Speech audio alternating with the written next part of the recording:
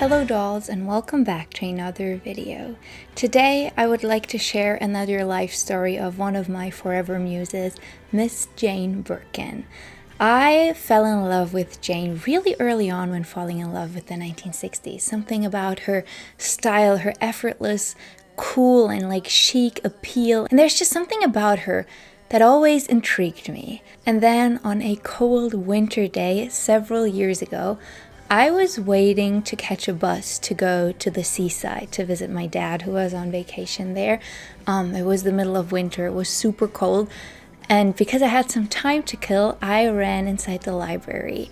And in the library, I saw this book, and I was like, wait, I know this girl, let me pick that up and read it on the way. And I read it within a couple of days because I was so fascinated by this book. And now it's obviously been a couple of years, so I decided to buy a copy because I really enjoyed reading this book.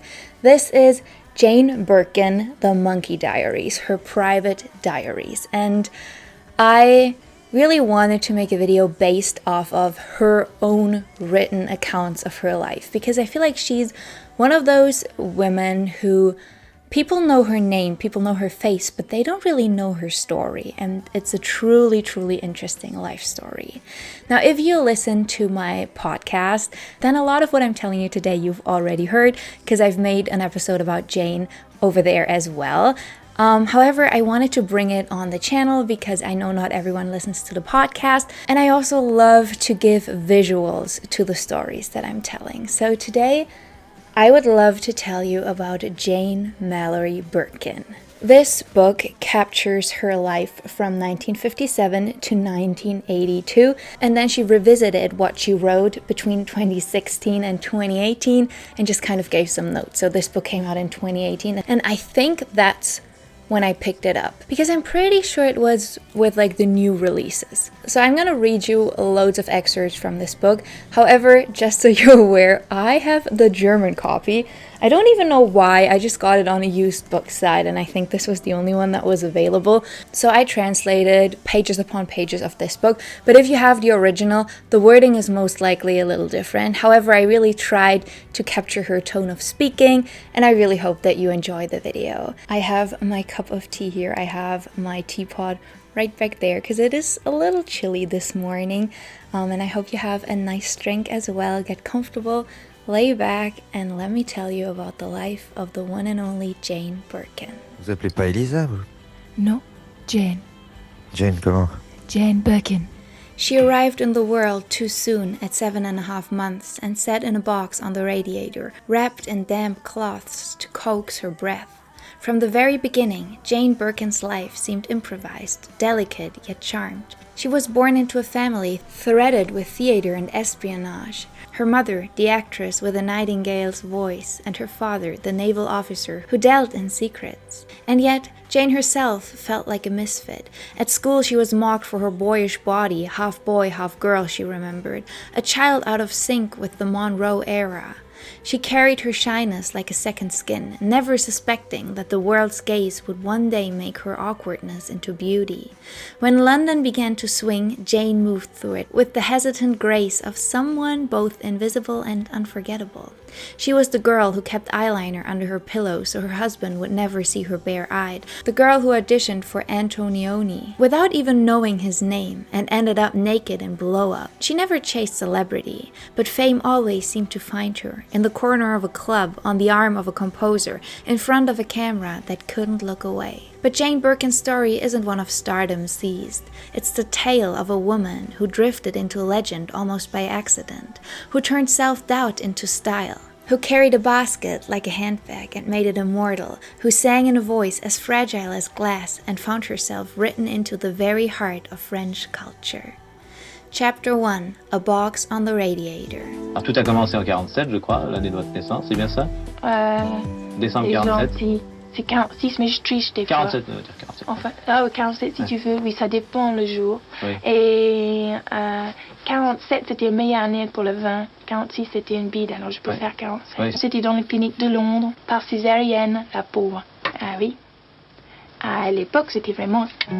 Jane Mallory Birkin was born on December 14th, 1946 in Marylebone, London. She was born via cesarean section at only 7.5 months. Right after her birth, she was placed on a box on the radiator covered in damp cloths.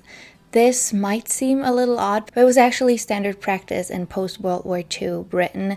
Resources were low, and also medicine wasn't obviously as far developed as it is nowadays, so this was done to help premature babies develop a better lung function. Her father, Lieutenant Commander David Leslie Birkin, came from the wealthy Birkin family. His grandfather, Sir Thomas Birkin, had served as a Royal Navy officer and a World War II spy working with the French resistance. Jane's family ties were pretty remarkable. Her father's first cousin was Frida Dudley Ward, who was famously a mistress of Edward VIII, back when he was still the Prince of Wales. Through her father, Jane was also a first cousin once removed of film director Carol Reed, and she even asked him for advice when she was a teenager dreaming of becoming an actress. He told her it would all come down to whether or not the camera loved her. She also was a second cousin of Oliver Reed, Carol Reed's nephew. Jane's mother, Judy Mary Campbell, was an actress who had made herself known in the 1940s for her stage work and her beautiful voice.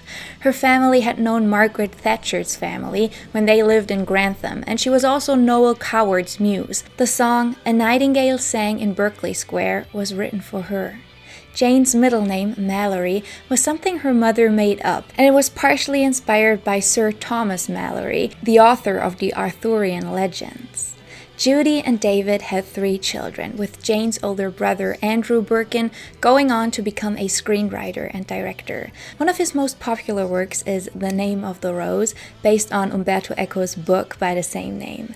Jane also had a sister, Linda, who was 4 years younger than her. Jane grew up in Chelsea and described herself as a shy English girl. She later shared that she was bullied over her looks, especially during her time at boarding school, where she said other students teased her for having a boyish figure, half boy, half girl, she remembered. Quote, "I had no breasts, not even a developing bosom. It was the 1950s, and bodies like Marilyn Monroe's were considered the epitome of beauty. She didn't know it yet, but there was a new beauty ideal on the horizon, one that would define the swinging 60s, and one that she would fit right into. In the early 60s, she idolized Jean Shrimpton and wished she could look like her, calling herself a bad version of the famous model." Chapter 2. Swinging London. Non, qui vous a dit ça? Ah, je sais pas, Jamais j'ai dans la vu. vie. Non? Oh non, je suis une actrice. Jane went to Miss Ironside's school in Kensington and later attended Upper Chine School of the Isle of Wight alongside her younger sister Linda. She once said that she started taking sleeping pills at 16 and never really stopped. It is widely believed that Jane's love for all things French started with her meeting Serge Gainsbourg in the late 1960s, but her diaries show that it started years prior. In the summer of 1962, she traveled to Paris with her brother and mother and fell in love with the country and the language. Her father had been a Francophile all his life too, and when his daughter showed an interest in the language, he decided to enroll her in French classes. 1963, Paris, Boulevard Lane 67. Pa had decided to send me to France, to Madame P, because of his preference for the French. We were 6 English women at Madame P, and went in the morning by bus or metro to the Place des États-Unis, to Madame Anita, a civilian nun who teaches you some French and how to make truffles au chocolat. With her, we also visited the Musée de l'Homme, with all its sights behind glass. The idea behind this was to introduce me to society as a debutante after my return in order to find a suitable husband. But Jane had big ambitions, and so after returning to England, instead of looking for a husband, she started to look for roles in films. And so her early acting career began during the swinging London scene of the 1960s. When she was 17, she met composer and conductor John Barry. 1965, August, wedding to John Barry. I'm getting married in 7 weeks, which seems like a long time, but it will be soon. I'm going to marry John Barry, a composer. He's worked on all the James Bond films and on Séance on a Wet Afternoon and loads of other films. We met in February at Roman Polanski's party at the Ad-Lib. John, Gene Gutowski, and I were in the elevator and way too early.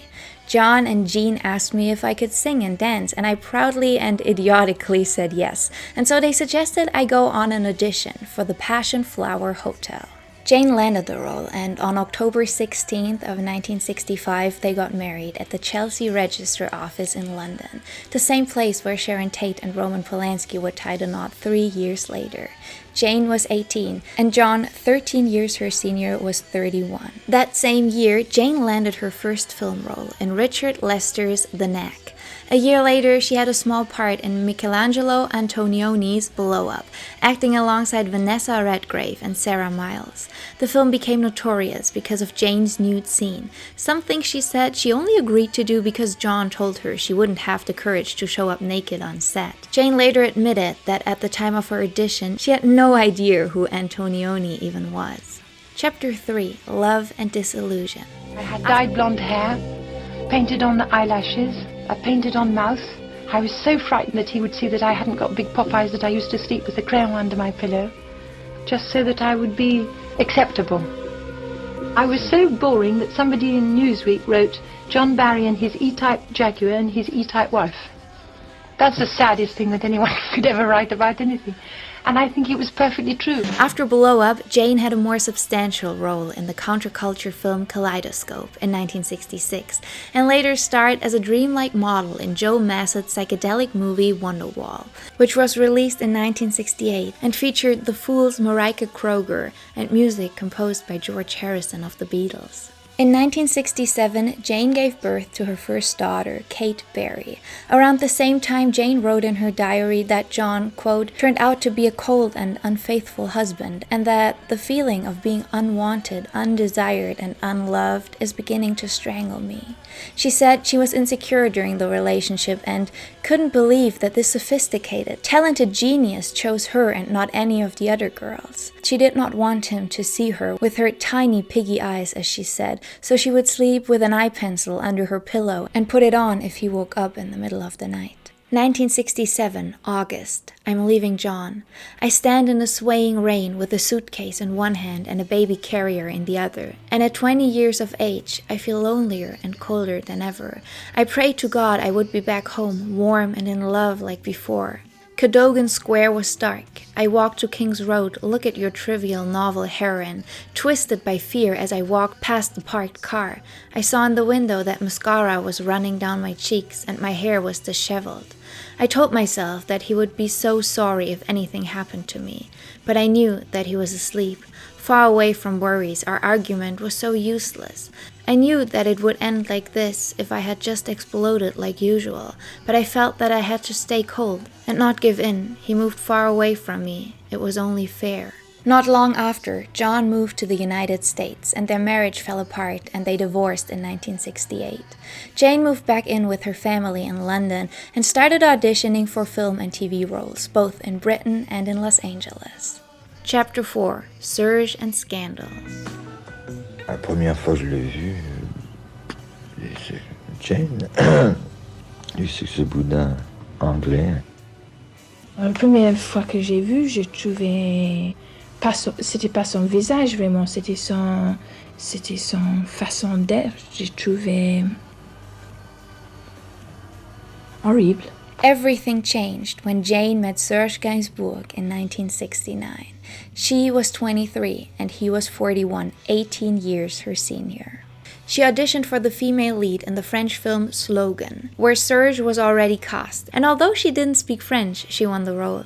She also sang in the film's theme song with him, La Chanson de Slogan, which marked the first of their many collaborations. After filming Wrapped, Jane decided to move to France for good. That same year, she appeared in the French thriller La Piscine alongside Alain Delon and Romy Schneider, and later said the film had been crucial. Quote, the film saved me and enabled me to stay in France. I just finished Slogan and was due to go back to England. While her heavy English accent cost her some parts, it also became one of her strengths. French audiences found it endearing. She later reflected, quote, without my accent, I would have had a different career. Jane and John officially divorced in 1969, and she moved in with Serge in his apartment on the Rue de Verneuil in Paris. Their relationship was famously turbulent. Jane once threw herself into the river Seine after a particularly bad argument. In that same year, they worked together on 2 films, Les Chemis de Kathmandu and Cannabis. In the following years, Jane fell in love with France. Everything from the language, which she had taught herself using a tape recorder in the beginning in her childhood bedroom, to the country and the feeling of living there made Jane feel like she belonged. She eventually even became a French citizen. 1969 proved to become the year most important for Jane's career. Alongside Serge, she released the infamous duet Je t'aime moi non plus.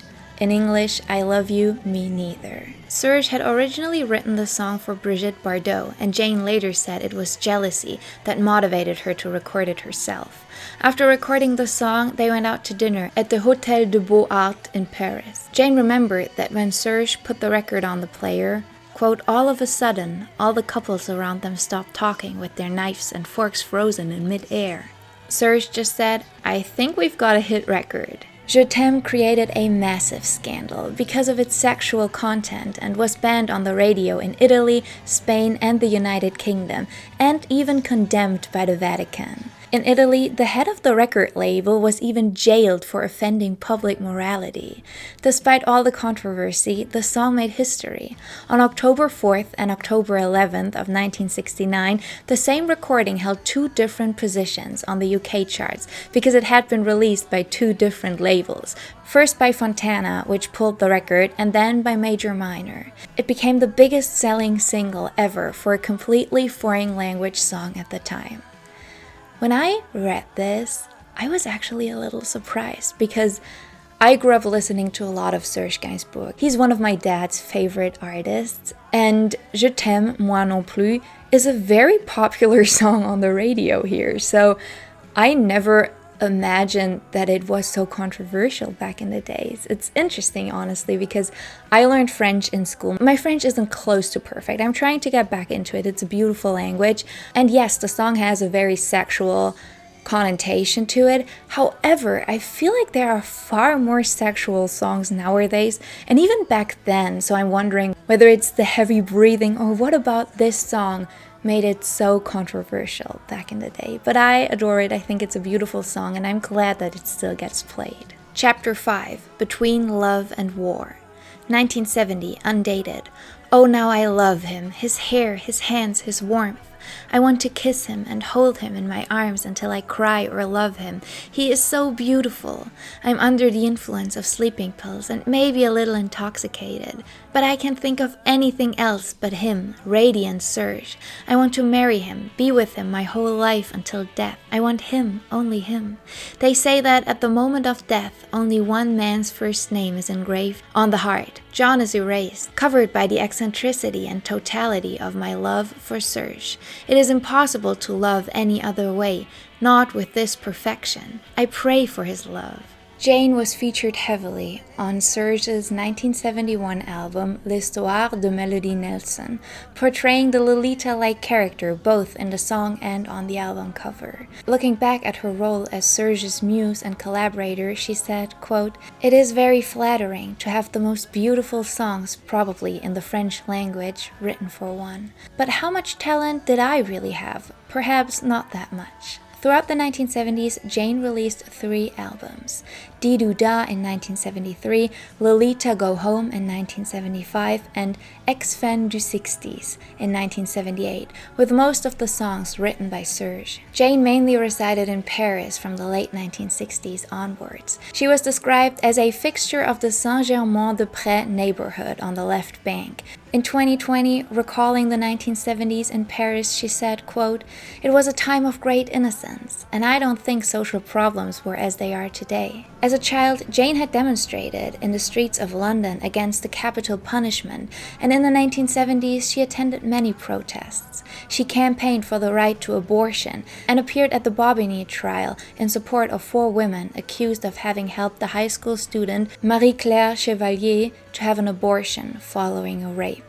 This is a really interesting case. I think it is great that she stepped up for this girl and these women, and It is a case that changed a lot about the justice system and the punishment about abortions in France. And I think it is truly wonderful that Jane used her voice and her standing as a celebrity to help these women. 1971, July 21st, Charlotte's birth.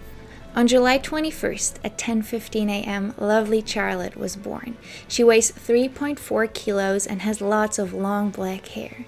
She's the most beautiful thing I've ever seen in my life, and she was still connected to me by a gray-pink cord. I watched as they cut the cord that had connected us for so long, and then they gave her to me. What a tiny, admirable little thing she was. I had wanted Serge to keep her while she was still attached to me, but he was at the door with Andrew. He said he was very happy that it was a girl. Because little Charlotte had jaundice, she had to stay in the hospital for several weeks. Jane was so worried about her little daughter that she decided to take a break from acting for the rest of 1971 and 1972. In 1973, she made her return playing Brigitte Bardot's lover in Roger Vadim's film Don Juan, or If Don Juan Were a Woman. Jane was in awe of Brigitte, later saying, quote, "I observed Bardot in the tiniest detail to find a flaw in her. Her mouth, her nose, her skin, her hair. She was fabulously beautiful." That same year, Jane had a supporting role in the horror film Dark Places, acting alongside Christopher Lee and Joan Collins. She was incredibly busy in 1975, making 5 films, including Claude Zid's hit comedy La Course à l'Échalote and Serge's directorial debut Je t'aime moi non plus. The latter film, which explored sexual ambiguity in a raw way, was banned in the United Kingdom by the British Board of Film Classification. For her performance, Jane was nominated for a César Award for Best Actress. She continued releasing music, including the critically praised Ex-Fan du 60s, and kept on acting. One major film appearance was in John Guillermin's Death on the Nile, where she starred opposite Peter Ustinov, Bette Davis, Mia Farrow, and Maggie Smith. In 1978, Jane also modeled for Lee Cooper jeans advertisements. By 1980, Jane was growing disillusioned with the hard-drinking and domineering Serge, as she called him. She described him as a, quote, very difficult man to live with, and said that during the recording sessions, he would scream at her and hit her with a ruler if she did not sing the part. She took credit for helping him develop his style later in life, saying, quote, "It's all about me. He listened to me a lot." But she knew she couldn't be with him anymore, even though she loved him dearly. Just look at videos of these two, the way that they speak to each other and look at each other. It just truly says it all. But Jane also knew that she didn't want to be with a violent, alcoholic, and angry man. She eventually left him and moved into her own place in the 16th arrondissement of Paris, where she stayed for the next 15 years. Jane and Serge had been together for 12 years, and although often wrongly reported, were never married. About wanting to tie the knot with Serge, she wrote in her diary, 1974, Christmas. Serge wanted us to get married and have a big party that would fill the entire restaurant inside of Gare de Lyon. At the end, we were both supposed to board the train. Everyone was supposed to dress up in 1900s style, but unfortunately, we had dinner there to explore with my brother Andrew, who was outraged when he heard that in France, you have to give a blood sample before a civil wedding. Serge said if I couldn't waste a little blood on him, it wasn't worth it. And I was beginning to distrust this big thing, which was taking on the proportions of the Festival de Cannes. Georges Cravan was supposed to stage the whole thing, and it was looking more and more like a media gimmick. Given my lack of enthusiasm, the air was out, and we decided to remain lovers. But as deep as their love was, it was also destructive. Both suffered from depression, and Jane often wrote in her diary how they couldn't live with or without each other. However, one night in 1980, she finally made a decision. 1980, September 15th, the decision. My dear monkey, I am with my daughters at the Hilton for the first time. I am writing to you with no idea what is happening or what will happen. Bye. Charlotte is laying next to Kate in a big bed. I am lying on a camp bed because Kate is constantly kicking. Serge has just gone home. The feeling of loneliness is not unbearable because I am not alone. The children are there. For Serge, it is a nightmare. I look at him like the one who has mutilated a precious being because it is my fault. I look and do not move. I do not touch him. Poor me. After 12 years, he still doesn't bite. He just attacks with words, as best as he can. He seemed indifferent, and now I know that he really wasn't, but it's too late to leave our home to prove that I am alive too. I was the first to turn away, but I don't blame him for that. I can't be angry with him. I have hurt his pride so deeply, I don't think he will ever be able to love me the way he used to. I am not the same anymore. I reject the power of his love, his authority, his arrogance. I want to know what life is like all alone, with me. I have to know. Look, monkey, now you know everything. All my moralizing comments, how unbearable life with Serge has become, his drinking, his egoism, and I, his puppet. Here I am now. I have heard Serge so much that I think life will never be the same again, and Jacques, who is sad and once in my life too, and I am loved by both of them, who hold me like books, support me. Take one away and you slip, the other away and you slip, take both away and you fall. At this point, I am living my life as best as I can with neither of them. Dear God, help me. But why should he help me? Help me to stop feeling guilty and, curiously enough, not to lose Serge's love forever? And to help Jay so he doesn't suffer? What rubbish. They're all unhappy, and it's my fault. Thank goodness for sleep, for being able to dream like Richard II, the cowardly king. I now know why I love him so much, all the arrogance and loneliness of the lost king. Despite their breakup, Serge and Jane stayed close and shared custody of their daughter Charlotte. Chapter 6. Reinvention, Legacy and Loss. Est-ce que vous préférez votre rôle de mère ou votre rôle de comédienne? Moi, je trouve que j'ai du bol parce que je peux faire les deux. Alors, j'aime pas choisir un. Alors, si je peux faire les deux, je me démerde, je fais les deux. The Jacques and Jay Jane talks about was filmmaker Jacques Doillon, whom she'd met earlier that year on the set of his film La Fille Prodige. She had feelings for him soon after meeting him, even though she was still with Serge at the time. And when the two broke up, Jacques and Jane soon started dating. Together, they had a daughter, Lou, born on September 4th, 1982. She said, quote, "Meeting Jacques was a real turning point in my career. In my private life, after I left Serge, Jacques and I lived happy for 13 years and had Lou." She said she was surprised and happy to find out that Jacques was not an old man. After all, Jacques was only 2 years older than her, which is over 10 years less than anyone else she had ever been with. But Jacques also put an end to one of Jane's staple looks, the Birkin basket. Jane was described as carrying a hand-woven straw basket from Castro Marim in Algarve, Portugal, everywhere she went, from the market to nightclubs and even to formal events. Just look at pictures of her and you will see the basket absolutely everywhere. Jane said she loved the practicality of it, being able to just throw everything she needed in there. Quote, "One day it came under the wheels of the car of my boyfriend, Jacques Doillon, who accidentally run over my famous basket saying it's terrible that you can be recognized for an object you're wearing." I find this to be such a funny moment, yet I'm a little sad because I loved her with the basket, and I don't think it is bad to be known for a specific style or an item that you like to wear. I understand where he was coming from. Like, I kind of imagine that he was coming from a place of, you are so much more than a girl who wears a basket, so you should be associated with something else, so maybe having a signature look isn't the way to go. However, I think it is quite cool, and I think we still see it being referenced as the Jane Birkin basket. People love the style. I love the style. I fully understand why she liked it. I love that you can throw everything in. I also like that a basket has the stability to hold things up, so if you have a bottle or something, nothing will leak. I loved her with that basket, and I truly hope that he was coming from a place of caring about this. However, the way that she laughed about it, I don't think she was mad at him about it. 1982 also marks the end of the Monkey Diaries. There's a footnote in the book explaining that from here on all the entries were made in French, and that she continued writing until at least 2013. The book ends with Jane being pregnant with Lou, having decided on the name before knowing the gender of the child. I have to say, I adored reading the book. So I don't even know if I said it yet, but basically in the beginning, she starts writing as a child, and you can definitely hear that in her tone and in the topics, obviously, that she writes about.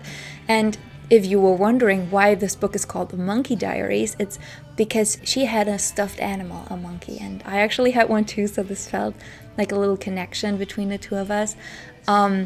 And she used to write kind of like letters or entries to him. And then the older that she got, she would still sometimes do it, but obviously write more in like the classic way, I'd say, that people use a diary.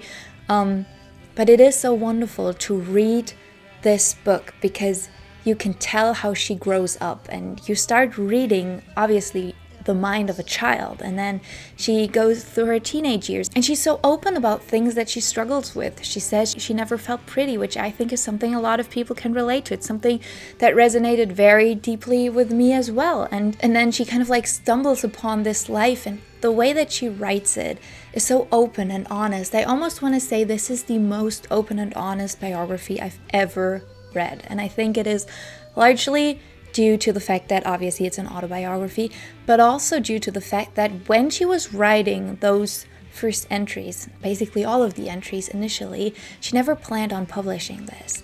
These are her most inner, most private thoughts and feelings that she just wrote down for herself or maybe for her children. I don't know what her intent was in the beginning. Why does anyone start a diary? And I am a person, I write a lot. I have diaries from years and years back, and sometimes I like to take a look back at the person that I was, because I feel like when you read your old diaries, and that is what I felt like reading hers, you always see yourself, but you also see the way that you change over the years, and you grow up and you grow into the person that you want to become, and that is truly beautiful. Jacques and Jane separated in 1993. The Observer reported in 2007 that Jacques, quote, could not compete with her grief for Gainsbourg, who had died just 2 years prior, and that she had lived alone ever since their separation. Jane said that Jacques lost interest in casting her in all his movies, and she felt, quote, pain for Jacques going off with all these young girls making all these films all the time. Even though Jane and Serge had broken up, he had continued to write music for her, and the two went on to make several more albums together. In 1983, they recorded Baby Alone in Babylon, their first collaboration after their separation. Reflecting on working on this album, Jane said, quote, this was the album of the breakup when everything changed. All of a sudden, Serge got me to sing of his wounds and his feminine side. It was very unsettling to sing about the wounds that you have triggered. While recording the album, she sang as high as she could, explaining that she had become, quote, tired of singing as the little girl who excites gentlemen and trains. She also chose Le Dessous Chic as a portrait of Serge, saying it represents the modesty of feelings, made up outrageously in blood red. Le Dessous Chic means keeping one's true feelings deep inside, as fragile as a silk stocking. In 1990, they worked together for one final time on an album titled Amour de Feinte. In the following year, on March 2nd of 1991, Serge died of a heart attack. He was 63. Jane said in 2011 that Serge had been someone who, quote, drank a vast amount. It started out being funny, and then it got monotonous, but our friendship went on until his dying day. But she still loved him with all her heart. Quote, Serge had monkey's genes in his briefcase until his death. To my children's dismay, I placed Monkey in the coffin with Serge, where he rested like a pharaoh, my monkey to protect Serge in the afterlife. I feel like this really shows the connection and the love that Serge and Jane had, and I do believe that he was the great love of her life, and I do think she thinks so too. It's kind of like the feeling that you get from the book.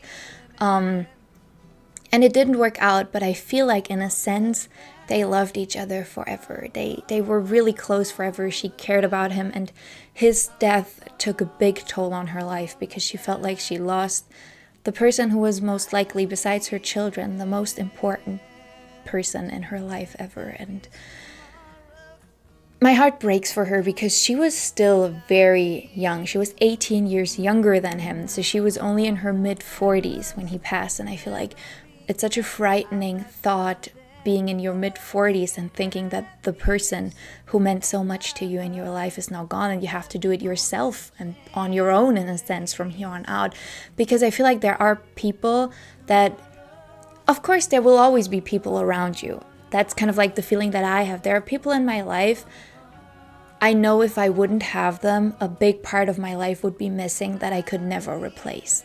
And that doesn't mean that other friendships, other people aren't valuable. It's just, I feel like sometimes you meet someone and you know you and we have something that I'm never gonna have with anyone else. And I think that that is how Jane felt. And so I feel like she wanted him to have Monkey because she didn't want him to leave without anything of hers close to him. Jane starred in several films directed by Jacques Doillon throughout the 80s. She portrayed Anne in La Fille Prodigée, of which she said it was the first time her performance had been well received. It touched her deeply to be taken seriously. Before working with Jacques, she admitted, quote, "No one had ever offered me a part like that or asked me to have a nervous breakdown." She cited this film as her favorite, adding, "Michel Piccoli and I were really good. If I die, I would like the film to be shown on television, even at midnight." When it was screened at Cannes, it caused a scandal, which led to an invitation for Jane from Patrice Chéreau to star on stage in La Fosse Souvent by Marviot at Nanterre.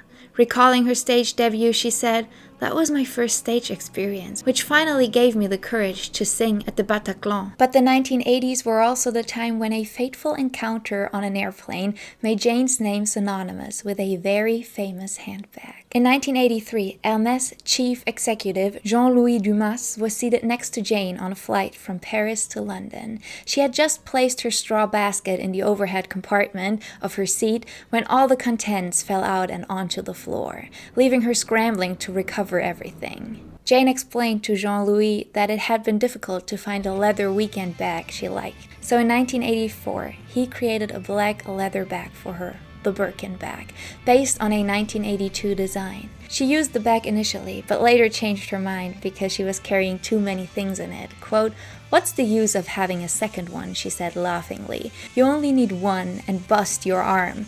They're bloody heavy. I'm going to have an operation for tendinitis in the shoulder." Nonetheless, Jane did use the bag for some time. The Birkin bag has, over the years, become a status symbol, with prices ranging from $10,000 to $500,000. I just want to say that I don't think this was what she ever intended, to have a handbag this expensive. I'm going to talk a little more about her thoughts and feelings about that later. But I love that she said you only need one, because I feel like people who have a Birkin bag tend to have a huge collection of luxury bags, which I get, you have a special interest there.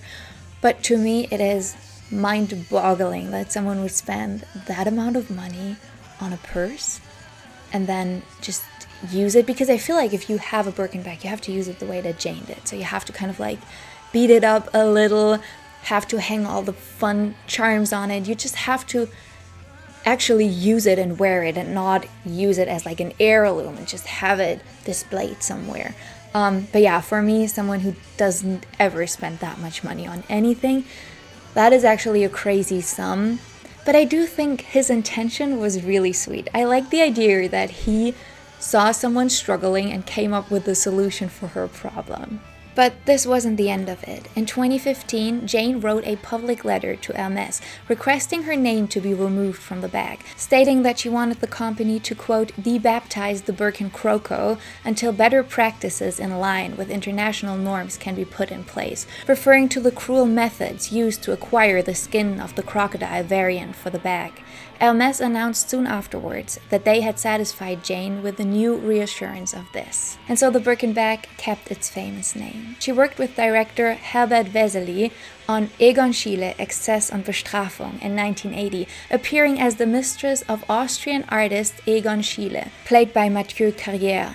In 1982, she appeared in Evil Under the Sun. Jacques Rivette collaborated with her in Love on the Ground in 1983 and La Belle Noiseuse in 1991, for which she was nominated for a César Award for Best Supporting Actress. In 1985, she starred in Leave All Fair, and she also won Female Artist of the Year at the 1992 Victoire de la Musique. In 1995, Jane played one of the lead roles in the Euripides tragedy The Trojan Women at the National Theatre in London. She appeared in Merchant Ivory's A Soldier's Daughter Never Cries in 1998, which also used her song Di Do Da, and in Merci Dr. Ray in 2002.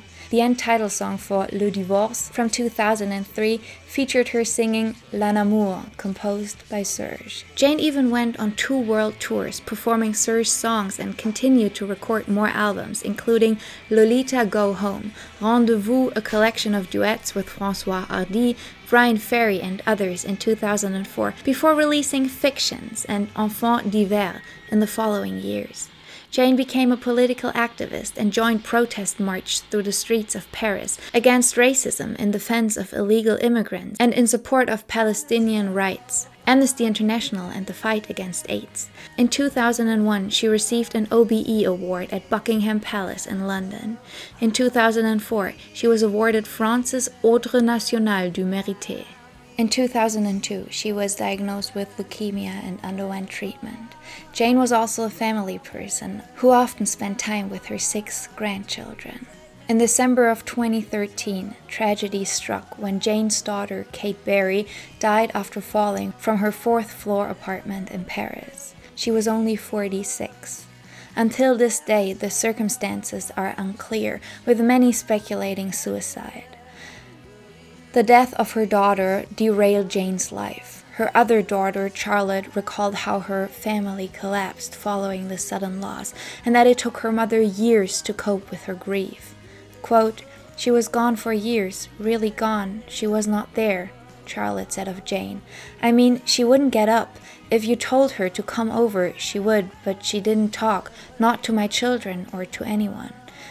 It's such a violent death that it doesn't make sense. Nobody knows, so one day I think it's a real conscious act, and the next day I'll think it's an accident. I want to believe it's an accident." My heart breaks for Jane and her daughters Charlotte and Lou, because I cannot imagine what it must be like to lose your child. I think it feels like it's against nature. It's not fair. It feels like a child shouldn't die before their parents do. And I was very close with my godmother. I practically lived at her house for a couple of years growing up, and when I was 16, she passed away. She was in her mid-30s and she had cancer 3 times, and she passed away. And I remember at her funeral how her parents kept saying, "It's just unfair to have to bury your child, because you should never have to do that. Your child should be the one burying you. It's not fair that you as a parent aren't the one to die first." And that really stuck with me, and I think that is such a tremendous grief and such a painful experience that it takes so much to ever recover from that. And I do think that for Jane, after having already lost Serge so young, this was another big hit, and it probably broke her. You have to understand that Jane had Kate really young, at 18 or 19, and so she was only in her early 60s when her daughter died, which isn't an age to lose your child. And there's so much in this story that feels so unfair, and this is one of the big parts. And there have been some sort of investigations, and no one really knows, and I don't want to say that this should be public at all. I don't think this is anyone's matter, but I do hope that for Jane and Charlotte, that especially now for Charlotte and Lou, that maybe one day they will get some closure on that, because I cannot imagine what it is like losing someone you love and then not knowing the exact circumstances. One side of Jane that is often forgotten about was her passion for activism. She campaigned against the far-right party in France, participating in a protest denouncing the qualification of Jean-Marie Le Pen in the second round of the 2002 presidential election. In 2017, she performed at a free concert at the Place de la République, organized in opposition to Marine Le Pen in the 2017 presidential election. She also demonstrated support for immigrants, denouncing the French government's policy towards undocumented migrants in 2010. That same year, she protested outside the residence of the Minister of Immigration, Éric Besson, She also announced that she was sponsoring a young Congolese who had requested political asylum. In 2015, she marched in Paris in support of refugees. In 2016, Jane appeared in an advertisement campaign for Yves Saint Laurent shot by Heidi Slimane, which also featured female musicians like another one of my forever muses, Marianne Faithfull, Courtney Love, and Joni Mitchell. The same year, she played the lead role in La Femme et le TGV, a short film directed by Swiss filmmaker Timo von Gunten. The film was nominated for an Academy Award for Best Live Action Short Film. In a 2017 interview, Jane stated that La Femme et le TGV would be her final acting performance, and that she had no plans to return to acting. On March 24, 2017, Jane released Birkin Gainsbourg, Le Symphonique, a collection of songs Serge had written for her during and after their relationship, reimagined with full orchestral arrangements. In September of 2017, she performed live in Brussels to promote the album. Jane made one of her final public appearances at the premiere of her documentary Jane by Charlotte on July 8th of 2021. The documentary, made by her daughter Charlotte, is a beautiful portrayal of Jane as both a woman and a mother. On July 16th, 2023, Jane was found dead in her home in Paris. She was 76. Her family said that she had slept in her own home alone for the first time in 2 years, battling leukemia. She didn't want to be surrounded by doctors and caregivers anymore, and instead chose to go back home. A statement released by her family read, "Jane Birkin passed away after 16 years of a fierce battle with illness. Since her stroke in September of 2001, her family and wonderful caregivers had been by her side day and night. For a few days she had been walking again and was motivated by rescheduling her Olympia performance. The first evening alone turned out to be her last. She had decided it." I remember the day that I heard of Jane Birkin's passing very clearly. It was a sunny summer day. I was at home. My son was 3 months old, and I remember that I was just doing something around the house when I read about it online, and my heart absolutely sank and broke, and I cried for a moment, and it was just very emotional for me, honestly. And later on, when that statement was released, I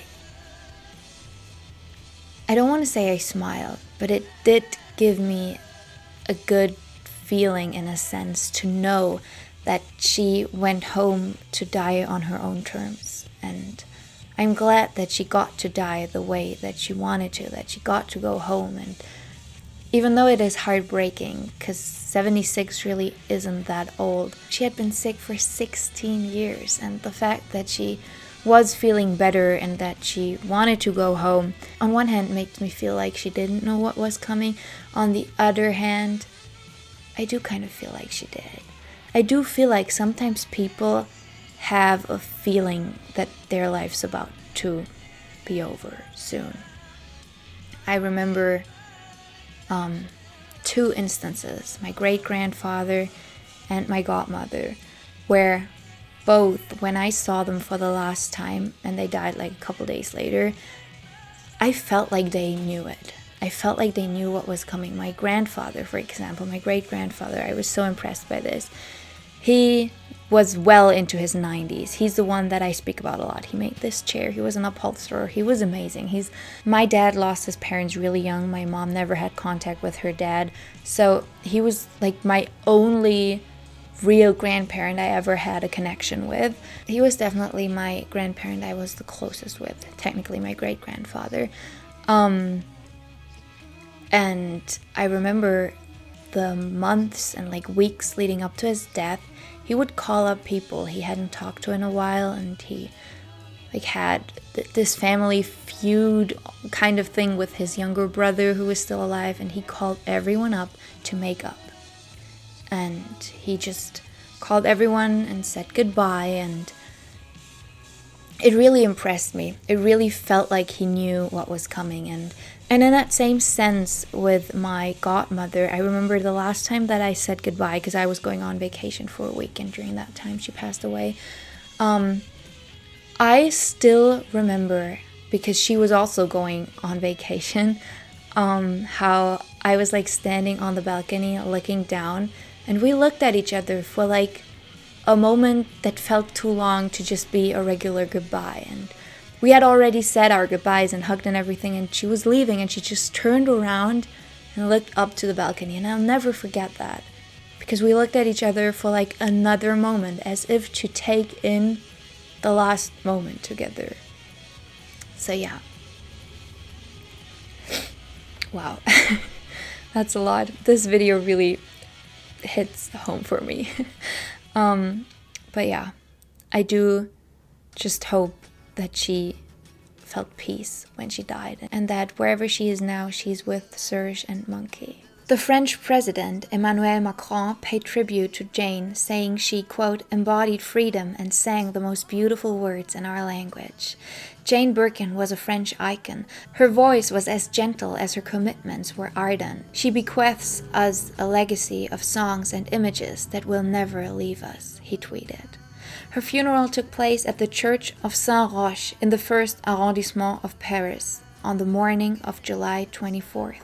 After the funeral, her remains were cremated at the crematorium of Père Lachaise Cemetery, and her ashes were interred at Montparnasse Cemetery, in the grave of her daughter Kate Barry, in the same cemetery where Serge had been buried over 30 years prior. Many fans gathered to watch the ceremony on a large screen outside of the church. France's First Lady Brigitte Macron, Catherine Deneuve, Vanessa Paradis, Carole Bouquet, and Charlotte Rampling were among those who attended. But I also knew exactly what I had to do on that day, because I remembered that she wanted one very specific film to be watched when she died. And so that night I put on La Fille Prodigée, because I don't know if it was shown on any public TV service, whatever, but I wanted to make sure that she knew and felt like people heard what she wanted in her death and did what she wanted for her, because this felt like the final thing to do for her. In the days that followed, images of Jane appeared everywhere, barefoot with her straw basket on the left bank, leaning into Serge with a dreamy smile, whispering songs in a voice that always seemed half afraid, half brave. The world mourned, but it also remembered the basket that became as much a part of her as her wide eyes, remembered the scandalous duet that once made the Vatican tremble, remembered the Birkin bag she dismissed with a laugh and a carton of spilled milk. There she was, flickering across screens and newspapers, the star of Blow Up, the dream girl of Wonderwall, the muse of Melody Nelson. But there too was the Jane beyond the myth, the mother, the activist, the woman who marched through the streets of Paris for the right to choose, who protested wars and walls, who carried her fragility into battle like armor. To her children, she was simply maman. To the French, she was an icon. To the English, she was the girl who had crossed the channel and returned transformed. To the world, she was proof that you didn't need to be loud to be unforgettable. Jane Birkin was gone, but her legend remains. Delicate, unintentional, luminous, lingering like a perfume in the air, faint yet impossible to forget. In every chanson that still carries her breath, in every photograph where she seems about to step out of the frame, in every girl who throws her hair loose and dares to look vulnerable, there's a little bit of Jane Birkin. Tu nous as raconté un peu ta vie, mais est-ce que tu es prête à vider ton sac? Ah oui, sans problème, oui.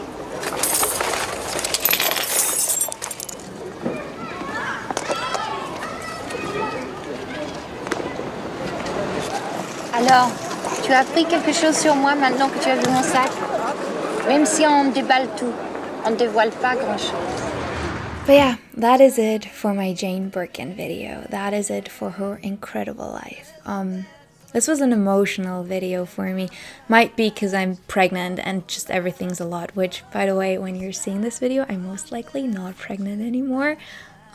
At least my due date has been over 2 weeks ago, so I'm assuming the baby will be here, which is quite exciting.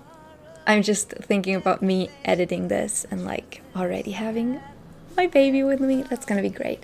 But yeah, I would love to know what you think about Jane, her life, her art, and the woman she was, because I truly believe that she made such an impact on the 1960s and the style and the scene.